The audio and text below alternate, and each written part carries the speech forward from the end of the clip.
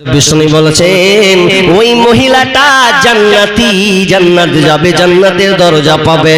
কোন মেয়েটা? যেই মেয়েটা তার নিজের লজ্জা স্থানের হেফাজত করবে, ওয়া তাআত বালাহা, এবং যেই নারী স্বামীর আনুগত্য করে চলবে, স্বামীর অনুগত হয়ে চলবে, স্বামীর পাপান হবে। স্বামী যখন যেটা বলবে সঙ্গে সঙ্গে সেটা সে করবে। স্বামীর অনুগত হওয়া। আজকে আমরা স্বামীকে কত কথা পর্যন্ত বলে দিই। আপনি অনেক সময় কষ্টের মধ্যে থাকতে পারেন, থাকেন, কিন্তু অনেক সময় যদি আপনার কাছে গিলাসে পানি চাইতে চাই তো অনেক সময় মা বোন বলে ঢেলে খেতে পারো, সবসময় খালি ঢেলেই দিব। কিন্তু না, কেন মা আয়েশা তো বলেছেন কি, যে তোমার বাড়ির কাজ করা, তোমার বাড়ির কাজ করা এটা তোমার দায়িত্ব, এটাই তোমার জিহাদের সমান নেকি, ফাইন্নাহু জিহাদুল কুন, এটাই তোমার জিহাদের সমপরিমাণ নেকির জায়গা, এটাই তোমার নেকি। তুমি বাড়ির সংসার গোছাবে, চালাবে, এটাই তোমার সবচেয়ে বড় দায়িত্ব মা বোন। কিন্তু আমরা আজকে স্বামীর অনুগত হতে পারি না। চলেন আর একটা হাদিস বলি আপনাদেরকে, আমরা স্বামীর আনুগত্য হতে পারি না, স্বামীর কখন যেটা চাহাত আমরা পূরণ করতে পারি না।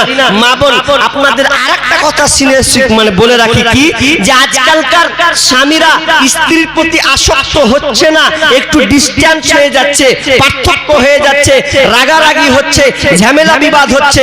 কারণ মেয়েদের কয়েক জায়গা ভুল আছে, ছেলেদের তো আছে, ওটারও বলবো। তার আগে মা বোন আপনাদেরকে বলি এই কারণ, যে আমরা এই ভুল কাজে বেশিরভাগই নিমজ্জিত হয়ে আছি। স্বামী আসলে আমরা স্বামীকে তৎক্ষণাৎ খুশি করতে পারি না, আনন্দ দিতে পারি না, কথার প্রতি আগ্রহিতা দেখাই না।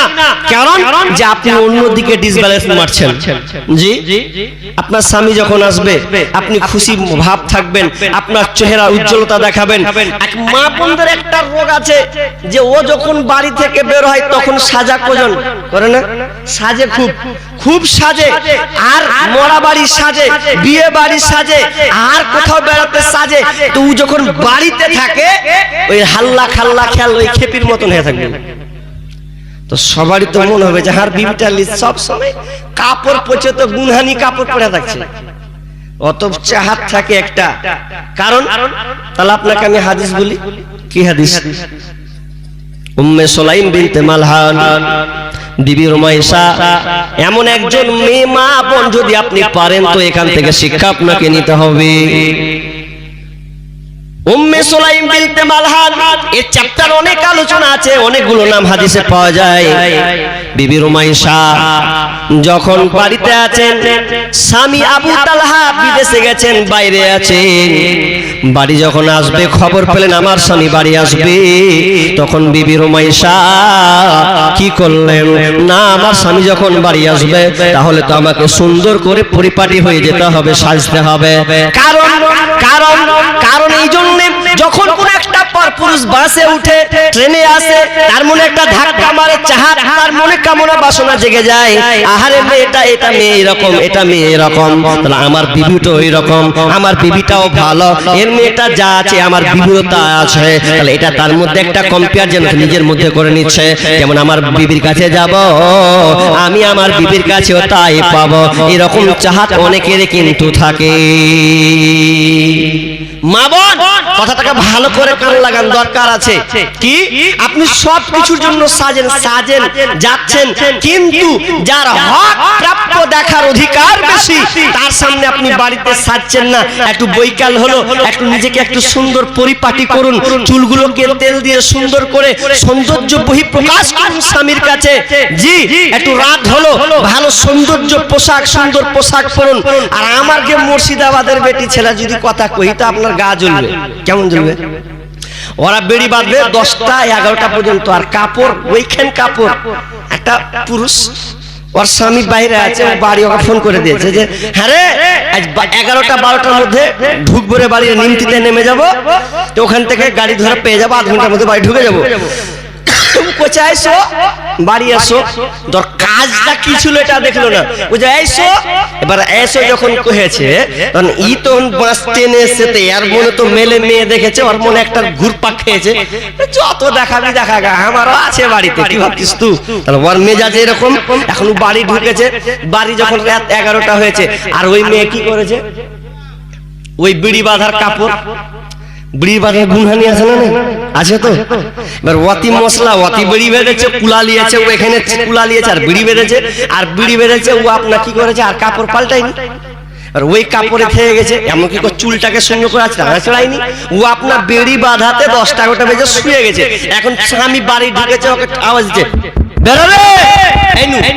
এবার ও এখন উঠেছে আর নিন খান জি ভরে পেরেছে, আর নিম যখন পেরেলেছে, দুবার যখন খুলেছে, আর দুবার খোলার পর যদি দেখছে ওরে সুবহানাল্লাহ, তো ও আর সুবহানাল্লাহ কয় না, কইছে ইন্না লিল্লাহ, তোর চেহারা চুল উস্কো উস্কো হয়ে আছে, নিম পেড়ে দিক দিয়ে লাল বেহে চলেছে, মুছে উঠে এখন দুবার খুলে দেয়, এখন এদিক দিয়ে আবার লাল বইছে, এর মেন্টালিটি আরো খারাপ হয়ে গেছে, চুল গলা উস্কো লাল খেপড়ির মতন খেড়িয়া হয়, যে কি করতে পারেন তোর চেহারা দেখা, আমি কি করতে হ্যাঁ।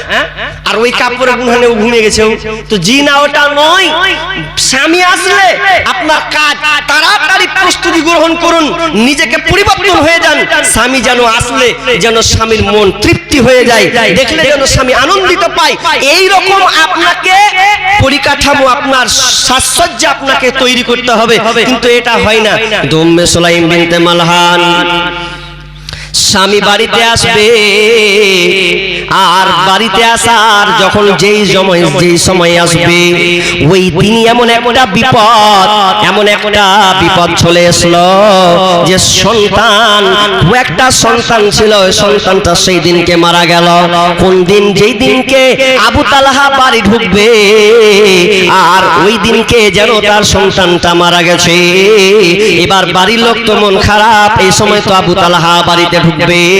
ওই সাহাবী যখন বাড়িতে ঢুকবে, এবার উম্মে সুলাইম বিনতে মালহান বলছেন, ও লোক সকল, ও বাড়ির লোকেরা, তোমরা শোনো, তোমরা খবরদার না আমার স্বামীকে বলবে না যে আমার সন্তান মারা গেছে, বরং আমি নিজের মুখে আমার স্বামীকে এই খবরটা আমি দেব, তোমরা কেউ যেন বলবে না। সন্তানের লাশকে এক সাইডে রেখে দেওয়া হলো, সাইডে রেখে দিয়েছে। আহারে উম্মে সুলাইম বিনতে মালহান স্বামীকে খুশি করবে, এই জন্য সন্তান একদিকে লাশ পড়ে আছে, আর স্বামীর মেন্টালিটি কি থাকে না থাকে, এই জন্য নিজেকে যেন মরা লাশ, ছেলে সন্তান মারা গিয়েছে, এরপরও মা যেন সুন্দর করে সেজে নিয়েছে, যাতে করে আমার চেহারা দেখে আমার স্বামী যেন সন্তুষ্ট হয়ে যায়। কে আছে, কে পারবে, সন্তান মারা গেছে আর ওই সময় সুন্দর করে সাজবে স্বামীর জন্য, মরা লাশ যেন খাটের তলে আছে।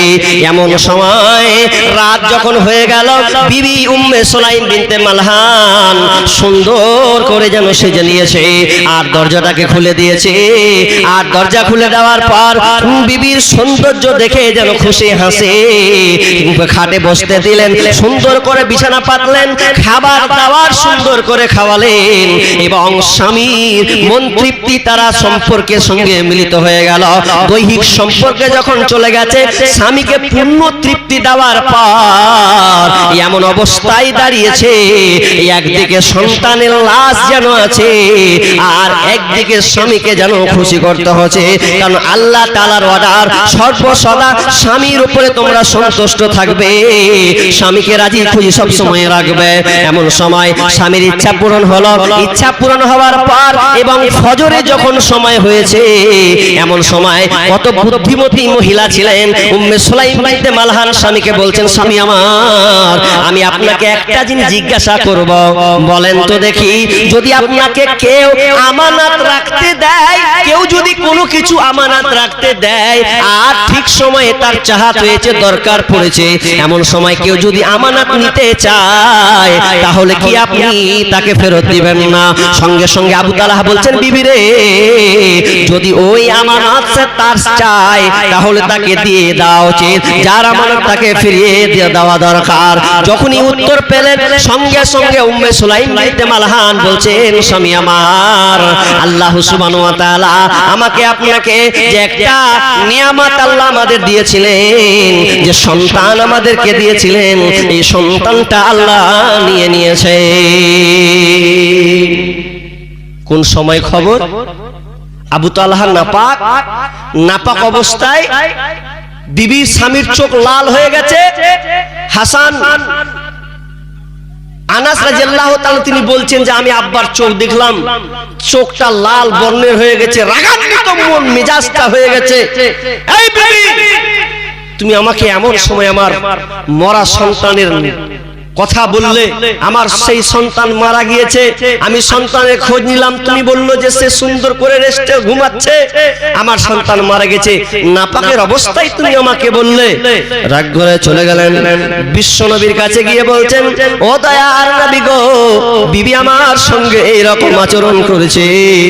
তিনি যেন সন্তুষ্ট হয়ে গেলেন আর বললেন, আল্লাহ তোমাদের এই বিনিময়ে, এই উত্তম কার্যকর কাজটার বিনিময়ে আল্লাহ যেন তোমাদেরকে আল্লাহ সন্তান দান করে। তার মানে বিবির এখানে কোনো ভুল নাই, বিবির এখানে কোনো ভুল নাই, বরং চোখে স্বামীকে সন্তুষ্ট করার জন্য তার কমন সেন্স মেন্টালিটি অন্যদিকে থাকতে পারে, বিধায় স্বামীকে কন্ট্রোল করার জন্য, সে নিজের স্বামীর সেবা করার জন্য সেই কাজটা করেছে। মায়েরা আমার, তাহলে আজকে আমরা কতটা পিছু পা হয়ে গেছি, কতটা পিছনে সরে গেছি। আজকে আমরা স্বামীর স্থানকে ছেড়ে দিয়ে মোবাইলটাকে এমন ভাবে পারাপার ভাবে, এমন ভাবে টাইম পাস করছি, ক্রস করছি। শোনেন, 3টা বাজতে এলো, বিধায় লম্বা করব না, এই কারণে যে আমার 4টার দিকে একটা ট্রেন আছে, ট্রেনটা ধরতেই হবে। 4টার দিকে ট্রেনটা আছে, বিধায় ট্রেনটা ধরবো। তো এটা মাদ্রাসার জালসা, যে কটা আলোচনা করলাম, আরো কয়েকটা হাদিস আছে, তবে যে কটা বললাম এটাই তো অনেক। মা বোন, আপনাকে এই 4টা গুণে গুণান্বিত হতে হবে এবং আপনাকে দেখাতে হবে যে হ্যাঁ, আমি একজন মহিলা, আমি আমার স্বামীর উপরে সন্তুষ্ট হয়ে এই কাজগুলো আমি করব, জান্নাতের দাবিদার, জান্নাত পাবো, এই আশা আকাঙ্ক্ষা আপনাকে রাখতে হবে। বিশ্বনবী এক জায়গায় জুমার ঈদের নামাজ পড়ালেন, ঈদের নামাজ পড়ার পর তিনি খুতবায় উঠলেন, উঠে পুরুষদেরকে ভয় ভীতি সম্পর্কে আলোচনা করলেন।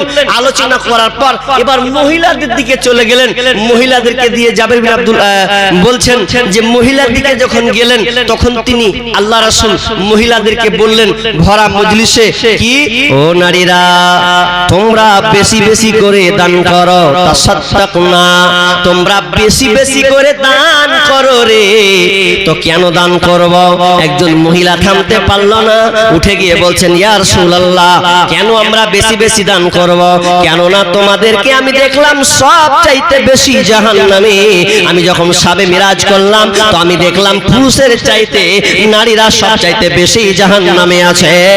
এই জন্য তোমরা বেশি বেশি করে সাদকা করো, দান করো।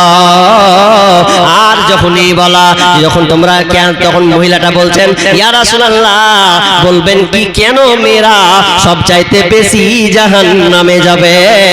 সব চাইতে বেশি কেন জাহান্নামে যাবে? এটা একটু টাচ করবেন কে? বিশ্বনবী বলছেন, তোমরা স্বামীর নাফরমানি করো, তোমরা স্বামীর নাফরমানি করো এবং স্বামীর উপরে তোমরা নালদ মনসন করো। এই জন্য তোমরা তোমাদেরকে দিলে তোমরা স্বামীর উপরে তোমরা ভৎসনা করো। এই জন্য তোমরা সব চাইতে বেশি জাহান্নামে যাবে। স্বামীর উপরে নানত করার কারণে তোমরা জাহান্নামে যাবে। আর আরেকটা হাদিসে স্পষ্ট আর একটু ক্লিয়ার করে দিয়েছেন, তোমরা এমন ভাবে বলো যে আজকে তোমার স্বামী একটা জিনিস দিতে পারলো না, তখন তুমি গোটা বছর কেটে দিলে, তুমি একটা বছরে একটা কিছু তুমি নিয়ে দিতে পারো না। মানে এই রকম মেয়েরা কিন্তু কথাটা বাক্যটা বের করে। বিষ্ণু বলছেন, এই জন্য তোমরা বেশি বেশি করে দান করো রে, তোমরা এই কারণে জাহান্নামী। যখন এই কথা বলা, মেয়েরা নাকের দুল, আপনার কিনা হাতের বালা, নাকের ফুল, গলার হার, সোনার চাঁদিকে যেন খুলতে লাগলো। আর খুলে দিয়ে বেলালের চাদরে তারা জমা দিতে লাগলো। কারণ আমরা সব চাইতে বেশি জাহান্নামী, তাহলে তো আমাদেরকে বেশি বেশি করে দান সাদকা করতে হবে। তাহলে মা বোন আপনাদেরকে সব চাইতে বেশি বেশি মানে আপনি যদি 20 টাকাও দেন 50 টাকাও দেন তাহলে আপনার রুলস থাকবে, প্রতিদিন থাকবে যে আমি প্রতিদিন এই দুটো 5 টাকা 10 টাকা করে আমি দানগুলোকে দিব, জারি রাখবো। কেননা যে আল্লাহ রাসূলের ভবিষ্যৎবাণী তিনি দেখেছেন জাহান্নামী বিধায় আমি আপনাদের কাছে আর চাপ প্রয়োগ করব না, আমি শেষ করে দেব টাইমের মধ্যে। আর একজন ভাই 500 টাকা দিয়েছেন। মা বোন আমি আপনারা জানি না আপনারা কতগুলো আছেন না গেছেন, রাত গভীর নাও থাকতে পারেন, কোলের বাচ্চা আছে বিধায় চলে যেতে পারেন। তো আমি বলবো যারা আছেন অন্তত শেষ আর কোনো বক্তা নাই, আর কোনো আলোচক নাই, আলোচনা হবে না, তবে আপনাদের আমি মুসাফির হিসাবে আপনাদের কাছে আমি কিছু চাইবো আল্লাহর রাস্তে শেষ মুহূর্তে এই তাহাজ্জুদের সময় টাইম এটা, তো এই সময় কিছু দেন, আমি দোয়া করব আপনাদের জন্য। জি দোয়া আল্লাহ কবুল করবেনই করবেন। বিধায় মা বোনরা একবার দেখেন, ঘুরেন, কেউ লোক পাঠান, আশা করি মা বোনরা দিবেন। আমি লাস্ট একটা আপনাদের কাছে কিছু চাইছি। আরেকজন 500 টাকা দিয়েছেন। আল্লাহুম্মা সাল্লি আলাইহি আল্লাহুম্মা বারিক আলা হায়াকালা বারাকাল্লাহ। আল্লাহ তুমি দান করলা, তুমি কবুল করে নাও। আল্লাহ যে উদ্দেশ্য দিয়েছেন আল্লাহ সৎ উদ্দেশ্য পূরণ করো। বালা মুসলিম কি নাম তো শাস্ত্রীর নামে দিলেন 500 টাকা, মারা গেছে। আহা, বেনামিতে 500 টাকা ফুফা এবং দাদির নামে দিলেন। তো কত টাকা? 300 টাকা। তোমার মাইলা কি দিলে? কিছু দাও দাও দাও, তাহলে 200 টাকা দাও, তাহলে 1000 টাকা হয়ে যাবে। হ্যাঁ, শাশুড়ি কত ভালোবাসে, যে শাশুড়ি যেন দিছে, মারা গেছে। আহা জি, যেটা আসলে অরিজিনাল শাশুড়ি তো অরিজিনাল শাশুড়ি থাকে, বাকি সব বাদ। আরেকজন দিয়েছেন 500 টাকা, আরেকজন দিয়েছেন 200 টাকা, আরেকজন দিয়েছেন 500 টাকা। হায়াকাল্লাহ বারাকাল্লাহ। আল্লাহ তুমি ভাইদের দানকে আল্লাহ তুমি কবুল করে নাও রব্বুল আলামিন। আমি শুরু করলাম দানের হিসাবে, কিন্তু তোমার বান্দা তোমার বান্দিরা আল্লাহ দেখো তারা রেডি হয়েছিল, তোমার এই প্রতিষ্ঠানকে তারা কতটা ভালোবাসে। একে একে সবাই যেন 100 200 500 করে আল্লাহ দান করেছে। আল্লাহ তুমি সকলে দানকে আল্লাহ তুমি কবুল করে নাও, বালা মুসিবত দূর করে দাও, রোজগারে বরকত দাও। আল্লাহ যতদিন থাকবে আল্লাহ তুমি তাদেরকে সহি সালামত রাখিও। আমিন সুম্মা আমিন। ভাইয়া আপনারা উঠিয়েন না গো, আমি আর 10 মিনিট আপনাদের কাছে চেয়ে নিছি। উঠে যাবেন কেন? আমিও তো যাব, বিধায় আর 10 মিনিট ওয়েট করেন, সময় দেন। উঠিয়েন না, উঠিয়েন না, আল্লাহর রাস্তে বলি উঠিয়েন না, আর একটু ওয়েট করেন। দেন বা না দেন, যে দিবেন দেন। তবে আমার কথা হলো শেষের বেলায় 5টা লোক 1000 করে 5000 টাকা পাবো না, কিংবা একটা লোক 5000 টাকা দিবেন, এরকম লোক শেষের বেলায় আমার হাতে আসবে কি আসবে না? শেষের বেলায় কোন একটা লোক বলুন যে 5000 টাকা হবে। মা নাই, আব্বা নাই, মা কবরস্থ হয়ে গেছে, পিতা দুনিয়া ছেড়ে চলে গেছেন। সে আব্বাকে মনে করে, মাকে মনে করে, কোন নেক আল্লাহর বান্দা আছেন, নেক সন্তান আছেন যে এই মাদ্রাসার জন্য 1000 টাকা করে 5টা লোক দিবেন।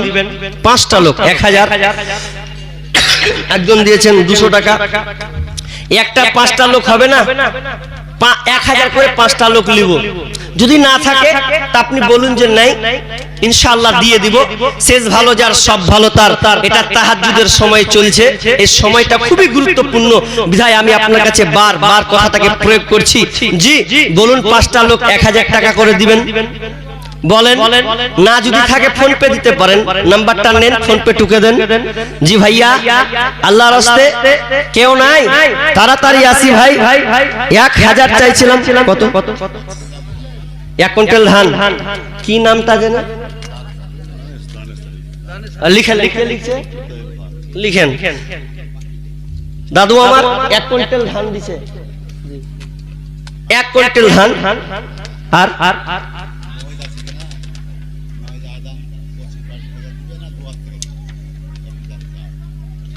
ওটা মৌলানা সাইকুল হাদিস আছে, ওনাদের কাছ থেকে জেনে নেবেন। আমি ফতুয়া দিতে নারাজ ভাই, ফতুয়ার দিকে আমি নাই।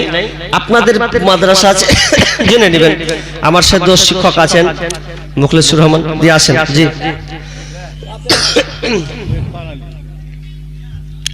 মাশাআল্লাহ, একটা 1000 টাকা দিয়েছেন। যাক, আমি মনে হয় পাবো কি পাবো না ভয় লাগছে চাইতে। তো একটা পেলাম 1000, আর 4টা লোক দাঁড়ান। চারটা লোক আল্লাহর রাস্তায় নাই থাকলে আপনি বলুন যে ইনশাআল্লাহ পরে দিয়ে দেব। কতটি আছে ভাইয়া? 600 টাকা। আল্লাহুম্মা সাল্লি আলাইহি আল্লাহুম্মা বারিক লাহাকাল্লাহ বারাকাল্লাহ। যে দোয়া করে দেবে। জি জি জি, বসেন বসেন, দোয়া করে দেব। রব্বুল আলামিন আল্লাহ একজন 1000 টাকা দিয়েছেন। আল্লাহ আমার দাদু 1 কুইন্টাল, কত দি 1 কুইন্টাল না 1 কুইন্টাল ধান দিয়েছেন। আল্লাহ দোয়া চেয়েছেন মা বাবার জন্য। আল্লাহুম্মা গফির লাহু ওয়ারহামহু আনতা খায়রুর রাহিমিন। রব্বুল আলামিন আল্লাহ তুমি তার গুনাহ খাতা ক্ষমা করে দাও। আল্লাহ যতদিন দাদু থাকবে আল্লাহ তুমি তাকে সহি সালামতে রাখিও, সংসারে উন্নতি দিও আল্লাহ, ঈমান হালতে বাঁচিয়ে রাখিও। আমিন সুম্মা আমিন। আরেকজন দিয়েছেন 200 টাকা। আল্লাহুম্মা সাল্লি আলাইহি আল্লাহুম্মা বারিক আলাইহি। আমিন সুম্মা আমিন। কার প্রেমেতে ভুলে রইলি আল্লাহর ইনসান,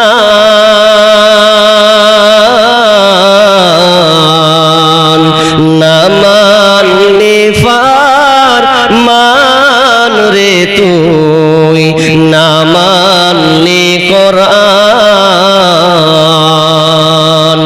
নাম নিশানা নাহি ছিল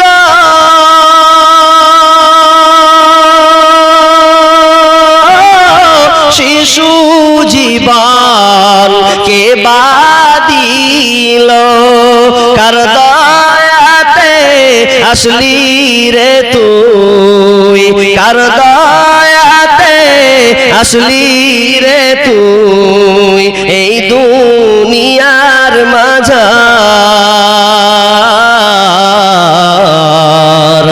না মানলি ফরমান রে তুই, না মানলি কোরআন। 1000 টাকা ফোন করবেন। কি নাম? আলমগীর আমার ভাই। 1000 টাকা ফোন পে করে দিবেন। স্ক্যান আছে কোথাও? আছে স্ক্যান? ফোন পে দিবেন ভাই, একটু সুযোগ নেন। ফোন পে দিবেন 1000 টাকা। হায়াকাল্লাহ বারাকাল্লাহ আল্লাহুম্মা সাল্লি আলা বারিক আলাইহি। একটু যান ওইদিকে যান, এদিকে 1000 টাকা দিবেন। যারা যারা ফোন পে দিবেন একটু মেরে দিয়েন আল্লাহর রাস্তায়। নাম্বার দেন, স্ক্যান তাড়াতাড়ি। আল্লাহুম্মা সাল্লি আলাইহি আল্লাহুম্মা বারিক। হায়াকাল্লাহ বারাকাল্লাহ। আমার আরেকজন ভাই আল্লাহ 1000 টাকা দিয়েছেন। আল্লাহ তুমি দান করলে তুমি কবুল করে নাও। যে উদ্দেশ্য দিয়েছে আল্লাহ সব উদ্দেশ্য পূরণ করো, বালা মুসিবত দূর করে দাও। আমিন সুম্মা আমিন। ভাইয়া দুটা 1000 হলো, আর 3টা লোক বলুন। 3টা লোক নাই আপনি বাকি দেন। তবে শেষ রজনীতে দেখেন গুরুত্বপূর্ণ একটা রাত, এই গুরুত্বপূর্ণ রাতে যারা এখনো মাহরুম হয়ে আছেন মা বোন, আপনারা কিছু পাঠান। চাদরটা ঘুরছে কিনা আল্লাহ জানে, একবার ঘুরলে গেলে হয়তো কিছু পাবো, আমি এটা আশাবাদী। মা বোনরা দিবে, জি আশাবাদী। গেছে, হ্যাঁ মা বোন গেছে হয়তো, দেখেন চটচট করে 10 20 100 যা পাবেন আল্লাহর রাস্তায় তাড়াতাড়ি করে দিয়ে দেন। জি আল্লাহ তাড়াতাড়ি। কার ভরসায় আছো রে মন, কিসের করো আশা, কার ভরসায় আছো রে মন, কিসের করো আশা। এত সাধের বাড়ি একদিন ভাঙবে তোমার বাসা, ও তোমার গুনা দিন ফুরাইয়া যাবে, জৈবনে লাগবে ভাটি। ওই যে দেখো ডাকিতেছে তোমায় কবরের মাটি, ওই যে দেখো ডাকিতেছে তোমায় কবরের মাটি।